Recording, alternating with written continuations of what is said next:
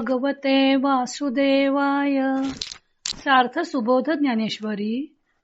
लेखन व वाचन सौ मनीषा भास्कर अभ्यंकर, महाराष्ट्र, मिरज 416410.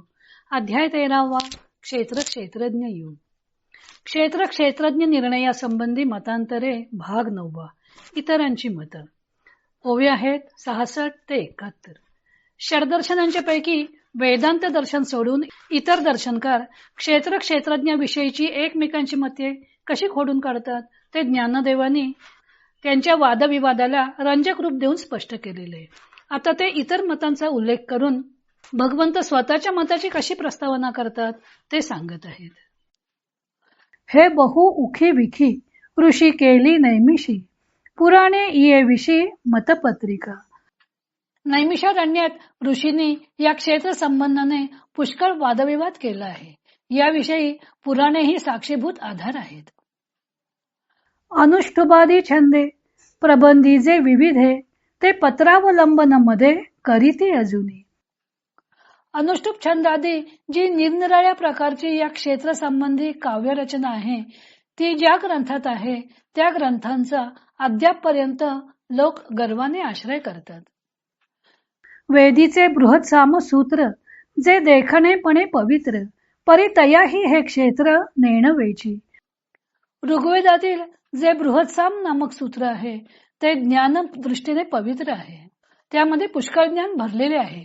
तथापि या सूत्रासही हे क्षेत्र समजले नाही.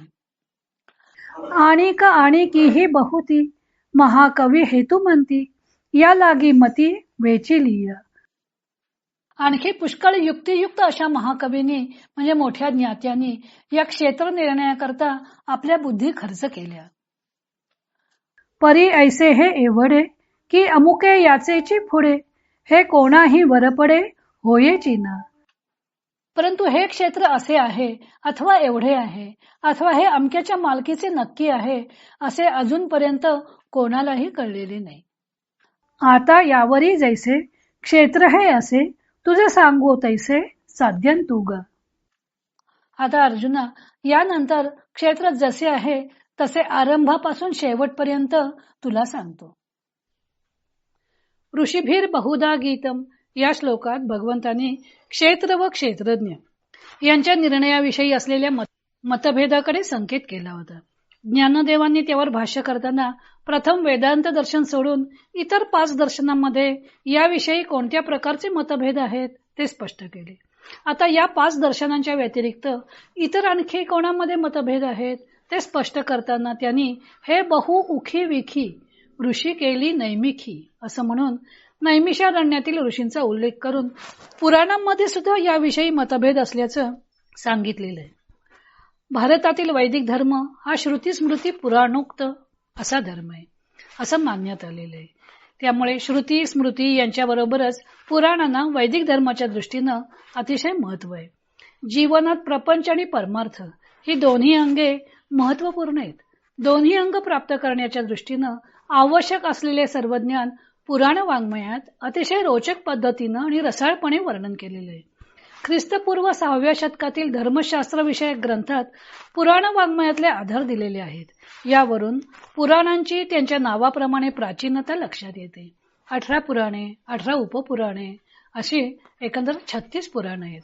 या सर्व पुराणांचे ग्रंथकार व्यास महर्षी आहेत असं मानलं जातं. नैमिषारण्यात चालणाऱ्या यज्ञसत्रामध्ये ही पुराणं सांगितली गेली अशी सुरुवात पुराणांमध्ये केलेली आहे.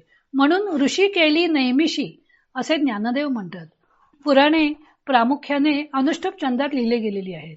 त्यांनीही क्षेत्र क्षेत्रज्ञाच्या निर्णयासंबंधी आपली मतपत्रिका तयार केलेली आहे एवढाच निर्देश ज्ञानदेव करतात. अर्थात त्यांच्यामध्ये सुद्धा एकमत नाही. नंतर श्लोकात ब्रह्मसूत्रही असा उल्लेख आहे. ब्रह्मसूत्रे म्हणजे व्यासांनी लिहिलेली ब्रह्मसूत्रे असा अर्थ लोकमान्य टिळकांनी केलेला आहे.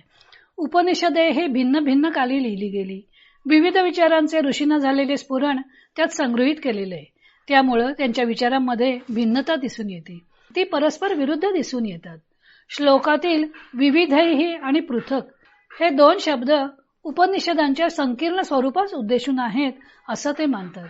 म्हणून त्यातील सिद्धांतांची एकवाक्यता करण्यासाठी व्यासांनी वेदांत सूत्रे अथवा ब्रह्मसूत्रे रचली व सर्व उपनिषदातून एकच सिद्धांत कसा निघतो ते सप्रमाण सिद्ध केलेले आहे। या ग्रंथाचं शारीरिक सूत्रे असेही नाव आहे।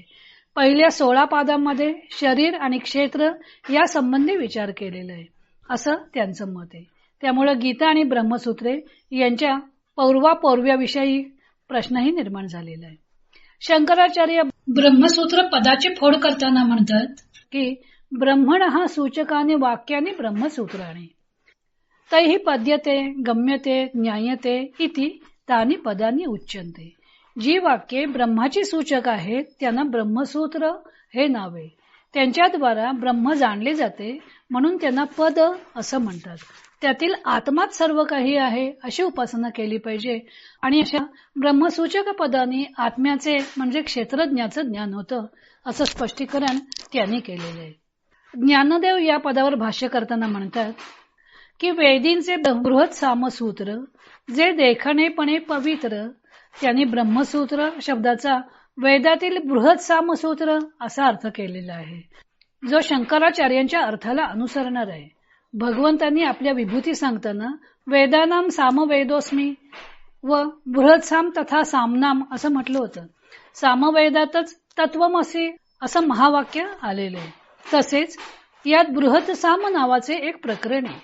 त्यात इंद्राची सर्वेश्वर रूपात स्तुती केलेली आहे म्हणून ज्ञानदेव ब्रह्मसूत्र शब्दाचा अर्थ बृहत्साम असा करतात। त्यात जरी ज्ञान सांगितलेलं असलं तरी क्षेत्रज्ञाचा निर्णय त्यांनाही करता आलेला नाही। तसेच या व्यतिरिक्तही अनेकांनी क्षेत्र व क्षेत्रज्ञ यांचा उहापोह केलेला आहे पण या क्षेत्राची व्याप्ती किती आहे ते अजूनही कोणाला कळलेलं नाही असं सांगून भगवंत क्षेत्र व क्षेत्रज्ञाविषयी सविस्तर माहिती द्यायला सरसावलेले आहेत। आता हे सर्व विवरण वेदांत दर्शनाला अनुकूल असल्यामुळं ज्ञानदेवानी आधी जी 5 दर्शनांची मते खोडून काढली होती त्यात वेदांत दर्शनाचं मत मांडलेलं नव्हतं। आता भगवंतांनी 2 श्लोकात क्षेत्रज्ञाविषयी माहिती दिलेली आहे तो भाग आपण उद्या पाहू।